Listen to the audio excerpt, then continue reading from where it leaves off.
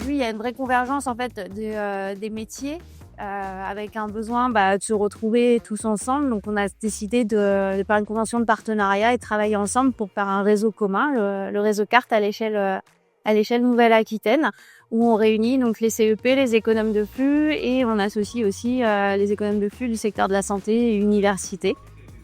On porte aussi des outils communs comme une plateforme collaborative d'échange entre conseillers et on organise régulièrement des webinaires, des cafés connect.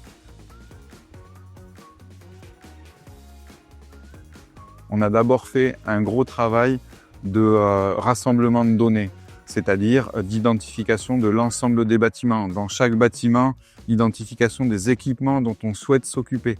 Et à partir de là, en agglomérant toutes ces données, on a pu construire un outil qui nous permet au quotidien de gérer l'ensemble du patrimoine bâti.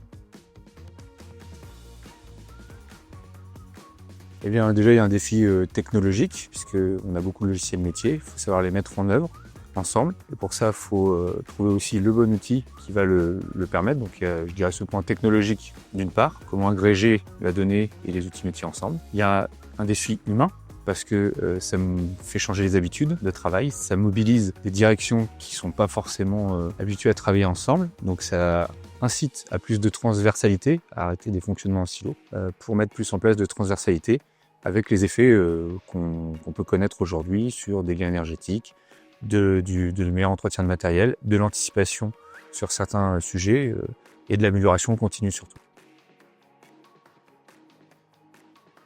Alors, quel conseil donner à une collectivité qui veut se lancer dans de la gestion technique de patrimoine bâti? Bon, le premier conseil, c'est assurez-vous de bien connaître votre patrimoine bâti, les bâtiments, leur surface, leur utilisation.